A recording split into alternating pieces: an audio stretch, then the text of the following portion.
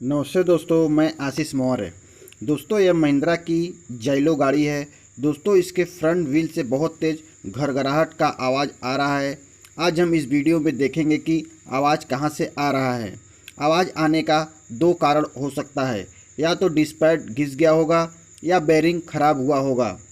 दोस्तों, अगर आप मेरे चैनल पर नए हैं तो प्लीज़ मेरे चैनल को सब्सक्राइब कर ले, वीडियो को लाइक करें और वीडियो अच्छा लगे तो अपने दोस्तों में भी शेयर करें।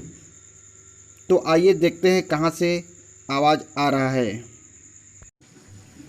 तो सबसे पहले हम जैक की मदद से व्हील को उठाएंगे।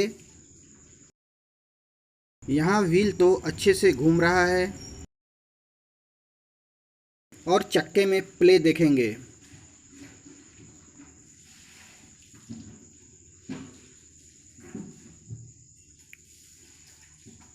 तो यहाँ आप देख सकते हैं चक्के में बहुत ज़्यादा प्ले है।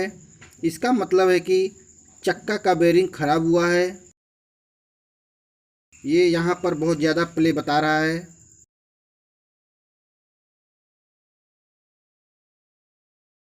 तो अब इस व्हील को खोलते हैं।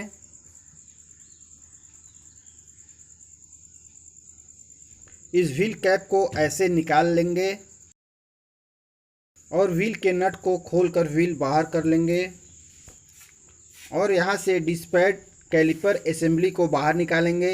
इसमें दो बोल्ट लगे होते हैं, दोनों बोल्ट को 12 नंबर टूल से खोल देंगे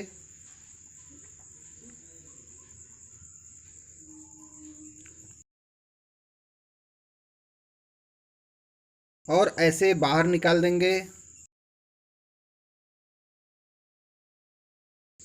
इसके डिस्क पैड को भी निकाल देंगे। ये इसका डिस्क पैड है।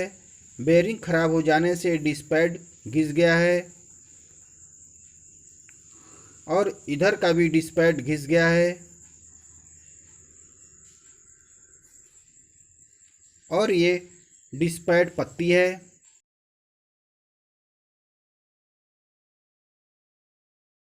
तो यहाँ आप देख सकते हैं ब्रेक ड्रम में बहुत ही ज़्यादा प्ले है। इसका बेरिंग टूट गया है। अब इसके कैलिपर फ्रेम को भी खोल देंगे। इसमें 19 नंबर टूल्स लगेगा।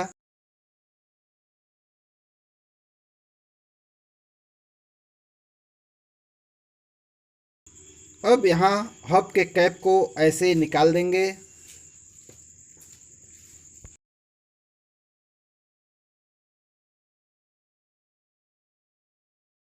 दोस्तों, अब इसके चकनट को खोलेंगे। इस चकनट को खोलने के लिए मैंने 41 नंबर का टूल्स लिया है। इसमें मोटा वाला हैंडल लगेगा जो मैंने जुगाड़ से बनाया हुआ है। इसकी मदद से चकनट को खोल लेंगे।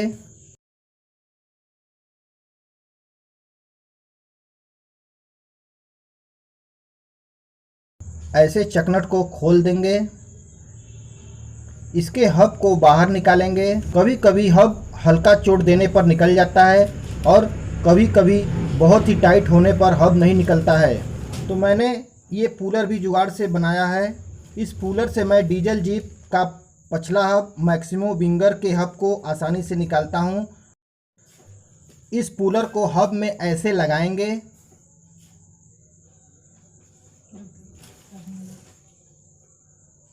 और सभी नट को अच्छे से टाइट करेंगे।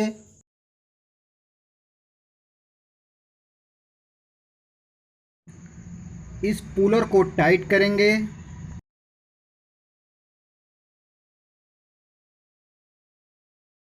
और यहाँ हब में एक सपोर्ट लगाएंगे ताकि हब ना घूमे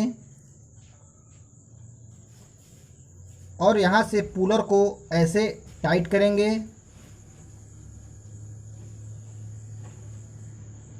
और आसानी से हब बाहर आता जाएगा।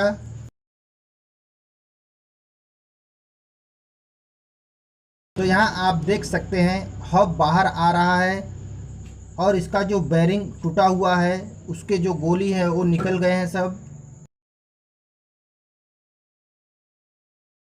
यहाँ आप देख सकते हैं बेरिंग टूटा हुआ है। बेरिंग टूट जाने से हब का कलर भी ख़राब हो गया है और बेरिंग लॉक भी ख़राब हो गया है। इस पुलर को हब से निकाल देते हैं।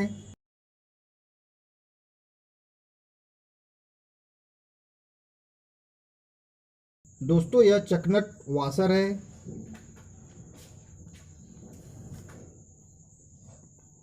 ये बेरिंग का टूटा हुआ कॉलर है।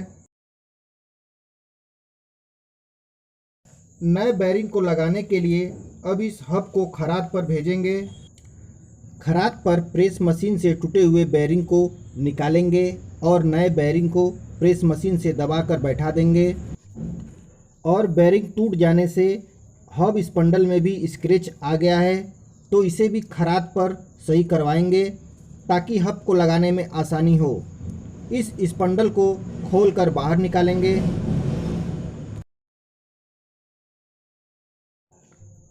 इसे खोलने के लिए यहाँ थायराइड गोली और अपर कैंची और लोअर बॉल ज्वाइंट के नट को खोलेंगे।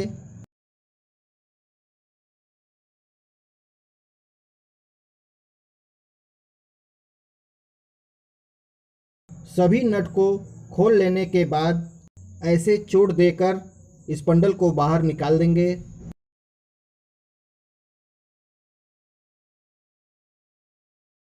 यहाँ भी ऐसे चोट देंगे और थायराइड गोली निकल जाएगा।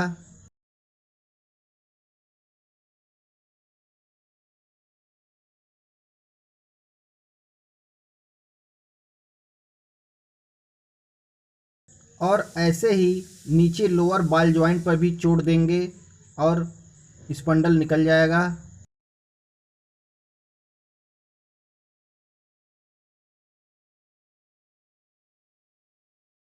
ऐसे स्पंडल को बाहर निकाल लेंगे।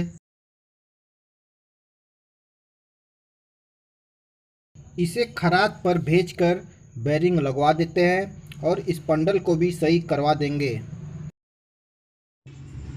दोस्तों मैं इसमें एस्केप का बेरिंग लगवाने वाला हूँ। एस्केप का बेरिंग कंपनी लगा कर देती है। इस बेरिंग की क्वालिटी बहुत अच्छी है। इसकी एमआरपी 1889 रुपये है।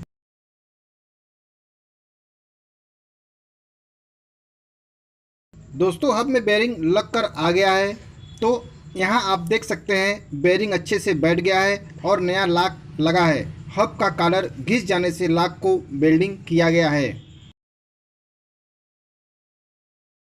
दोस्तों हमने यहाँ स्पंडल को लगा लिया है और सभी नट को टाइट कर दिया है। स्पंडल भी अच्छे से पॉलिश हो गया है। अब हब को लगाएंगे। हब लगाने से पहले थोड़ा ऑयल दे देंगे और हब को ऐसे बैठा देंगे।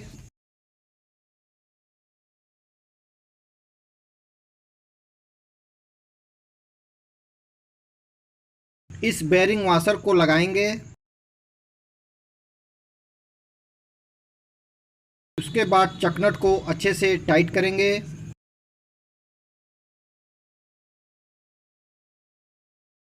ऐसे चकनट को अच्छे से टाइट कर देंगे।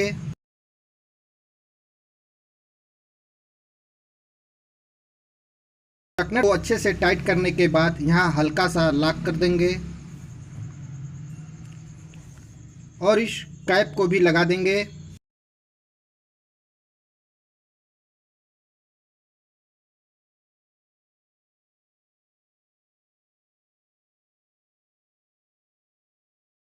इसके बाद ड्रम को लगाएंगे।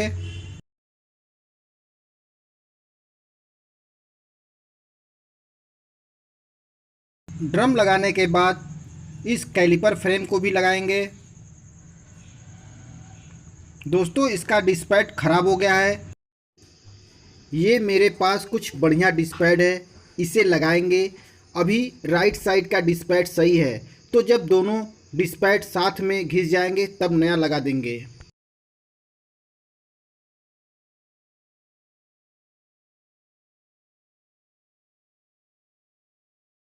डिस्पैड को ऐसे लगाएंगे। दूसरे तरफ का भी डिस्पैड ऐसे लगा लेंगे।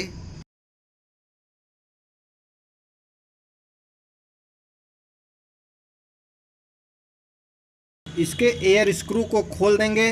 डिस्पैड पुराने वाले से मोटा है तो यहाँ ऐसे कैलिपर पिस्टन को अंदर की तरफ कर देंगे और आसानी से कैलिपर असेंबली लग जाएगा और सभी बोल्ट को अच्छे से टाइट कर देंगे।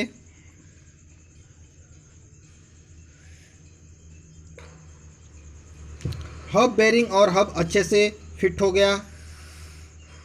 दोस्तों मिलते हैं अगले वीडियो में, तब तक के लिए धन्यवाद।